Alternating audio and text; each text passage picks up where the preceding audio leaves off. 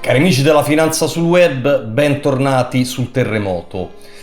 Quello che sta succedendo, quello a cui assistiamo in questo periodo è di sicuro il ritorno della storia, quella con la S maiuscola, dopo che ci avevano assicurato invece da Fukuyama in poi che la storia si poteva considerare conclusa. E insieme alla storia tornano anche quelli che sono sempre stati i principali, anche se non gli unici protagonisti dei processi storici, e cioè i popoli. In Occidente, da noi, è difficile prendere coscienza di questo fatto, perché negli ultimi decenni il concetto stesso di popolo, cioè l'idea di gruppi di esseri umani, numerosi gruppi di esseri umani che sono legati da una comune lingua, da una comune storia, da una comune cultura e da un destino comune, era stata di fatto cancellata. C'era stato detto, c'è stato ripetuto per decenni che il mondo non era più questo, che i popoli in sostanza non esistevano e c'erano esclusivamente gli individui che competevano tra di loro, quindi sulla base della concorrenza, con un'unica legge che regolava tutto, che era la legge del mercato. L'appartenenza a comunità nazionali non era null'altro che l'appartenenza a una struttura produttiva piuttosto che a un'altra, oltretutto in un contesto in cui i processi produttivi erano transnazionali e i singoli individui potevano spostarsi nelle città globali della Terra a seconda delle occasioni di lavoro, continuando sostanzialmente a vivere nella stessa maniera, cioè quell'individuo liquido che le elite occidentali hanno teorizzato e postulato alla fine della guerra fredda. Con la guerra in Ucraina e con la nuova divisione del mondo in blocchi, queste utopie, che sono anche profondamente antiumane perché cancellano quello che è l'elemento fondamentale dell'essere umano, e cioè l'essere un essere culturale e sociale, queste utopie appunto si sono sciolte come neve al sole. Il popolo ucraino, o in realtà i popoli ucraini, si dividono, come era successo nella ex Jugoslavia o in maniera meno traumatica nella ex Cecoslovacchia, si dividono su base etnica, religiosa e culturale. Le popolazioni del Donbass, le popolazioni russofone, stanno con Mosca. Le minoranze appartenenti a altre nazionalità vogliono riunirsi con la madrepatria. Nell'Ucraina ci sono componenti polacche e componenti ungheresi. Queste chiedono referendum per rifondersi, riunirsi alla madrepatria, mentre, come sapete, il referendum in Crimea ha avuto un esito assolutamente maggioritario, favorevole al ritorno all'interno dello spazio della Russia. Quindi c'è un vero e proprio ritorno dei popoli sulla scena della nuova storia. E noi occidentali a tutto questo arriviamo profondamente impreparati, proprio per quella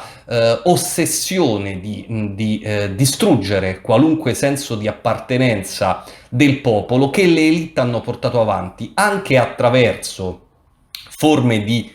immigrazione di massa che in tutti i modi hanno sostenuto. Pensate alla Open Societies di Soros, certamente non per ragioni filantropiche, visto che quegli stessi popoli africani, medio orientali o asiatici vengono massacrati regolarmente dagli interessi dei grandi capitalisti, i quali però vogliono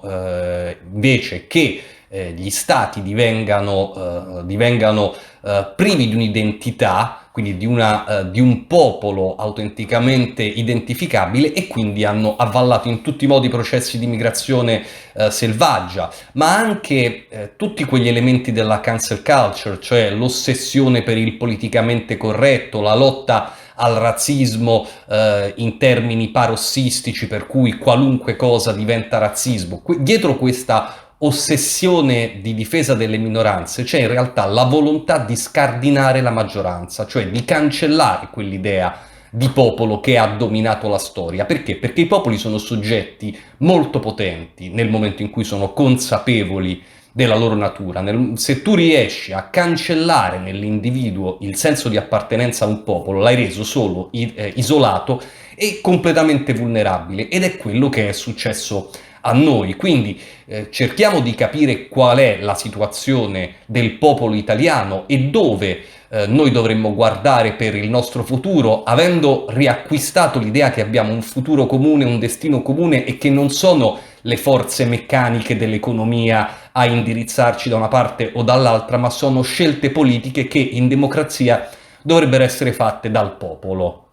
Noi siamo arrivati all'unità molto più tardi delle altre potenze europee e di conseguenza, dopo secoli di divisione, abbiamo faticato molto per trovare uno spirito unitario. Nella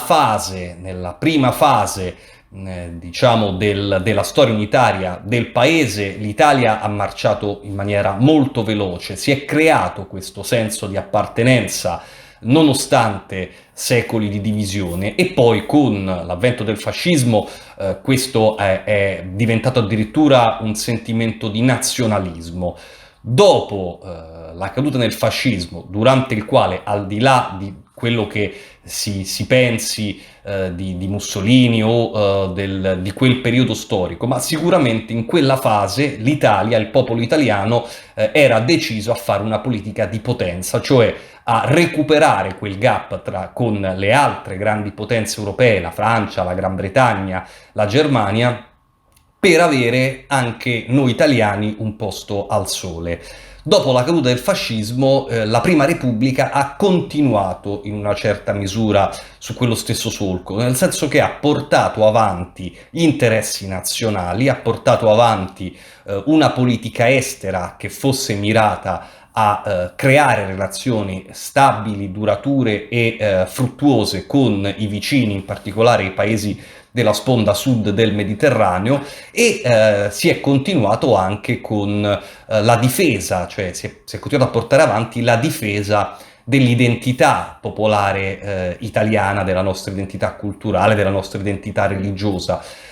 A partire dagli anni '80 tutto questo è iniziato a cambiare e con la caduta del muro di Berlino c'è stata una trasformazione, un'inversione a U. I nuovi governanti italiani non hanno in nessun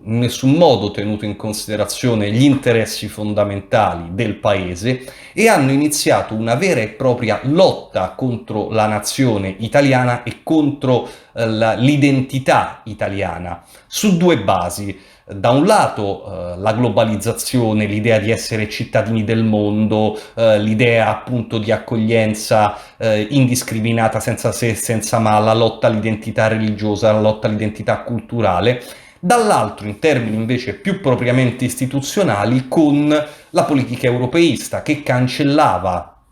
tutte quelle forme di sovranità fondamentali che erano in mano allo Stato italiano per trasferirle da Roma a Bruxelles. Ovviamente, visto che gli altri paesi europei non ragionavano come noi, cedendo i nostri interessi in termini monetari, in termini economici, in termini industriali, sull'altare, sacrificando i nostri interessi sull'altare di questa utopia europeista che era nient'altro che diciamo una fase intermedia verso il governo mondiale, verso la distruzione definitiva delle nazioni e della storia che teorizzava proprio lo stesso Fukuyama, nel senso che l'Unione Europea non è un'unione sulla base di similitudini, sulla base di una storia comune, eccetera, ma è semplicemente l'imposizione di una economia gestita a livello transnazionale da una serie di organismi sovranazionali, di regole neoliberiste, di dittatura del mercato. Il semplice fatto che si volesse fare entrare, e si vuole ancora da parte di molti fare entrare la Turchia nell'Unione Europea, che è un paese che linguisticamente, culturalmente e dal punto di vista religioso e geopolitico e persino geografico non ha nulla a spartire con l'Europa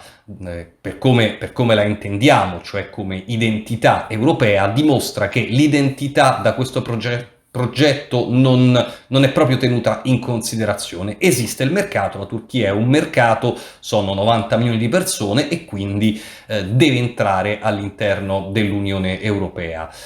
Ora, cosa dovrebbe fare invece un governo che volesse tutelare il popolo italiano e la nazione italiana? Innanzitutto bisogna prendere atto di quella che è la nostra situazione e di quelli che sono i problemi maggiori che noi affrontiamo su una prospettiva che deve tornare ad essere storica, non più nell'immediato, l'anno prossimo, la congiuntura, ma il destino di un popolo si misura su processi storici. Quali sono le nostre maggiori debolezze? In primo luogo, noi abbiamo un gigantesco problema di denatalità e di immigrazione selvaggia, il quale mette letteralmente in pericolo la nostra sopravvivenza stessa come popolo. Poi abbiamo naturalmente problemi di natura economica e finanziaria e infine abbiamo il problema della guerra, cioè l'instabilità del mondo in questa fase che rischia di trascinare anche il nostro paese in scenari di guerra devastanti. Cosa dovremmo fare? Allora, per quello che riguarda il primo problema, cioè la denatalità, è indispensabile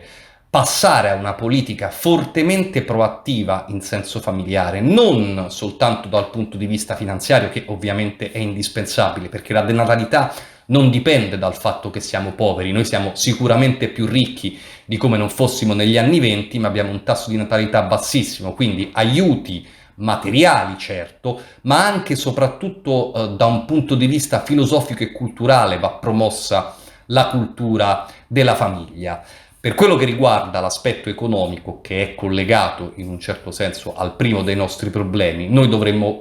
tornare a una politica fortemente keynesiana, dovremmo utilizzare le nuove tecnologie nell'interesse pubblico e quindi ritornare ad una sorta di IRI che si occupi soprattutto di intervenire in quegli ambiti come la robotica, l'intelligenza artificiale, le nuove tecnologie, eccetera, la farmacia, la chimica, che non possono essere lasciate nelle mani dei privati perché sono troppo importanti per il destino di un popolo e creare le condizioni, quindi in questa maniera, ovviamente ottenendo nuovamente una banca centrale pubblica prestatore di ultima istanza, fare una politica keynesiana di pieno sviluppo, di piena occupazione, anche con orari ridotti, in modo appunto anche di poter risolvere, di poter contribuire a risolvere il problema denatalità.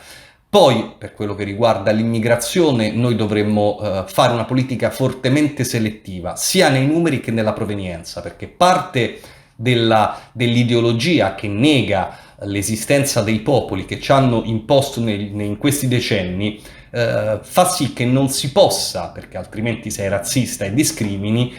decidere di far venire magari immigrati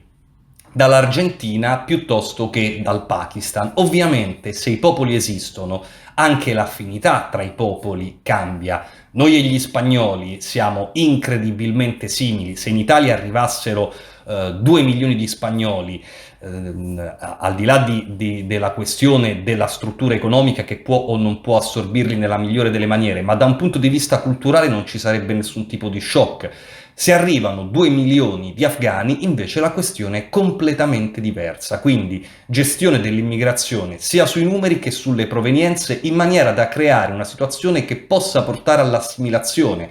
cioè le persone che arrivano devono poter in poco tempo sentirsi italiani, non nel senso astratto che vivono in Italia e sono all'interno di questo sistema produttivo, ma che condividono tutti i nostri principi culturali e identitari. Quanto più sono simili, tanto più è facile che questo processo avvenga. Poi sarebbe indispensabile, ovviamente, per poter fare quella politica keynesiana di cui accennavo, che l'Italia uscisse dall'Unione Europea e dall'euro, in modo da liberarsi di quei vincoli dei trattati che sono strutturati su un'ideologia neoliberista, fallimentare da un punto di vista economico e distruttiva da un punto di vista sociale. E infine dovremmo uscire dalla NATO. Uscire dalla NATO e riconoscere che noi siamo all'interno del Mediterraneo, quindi stabilire rapporti di collaborazione, come era stato fatto durante la Prima Repubblica, con tutti i paesi del Mediterraneo, anche i paesi arabi, e con la Russia. Perché? Perché quello che a noi manca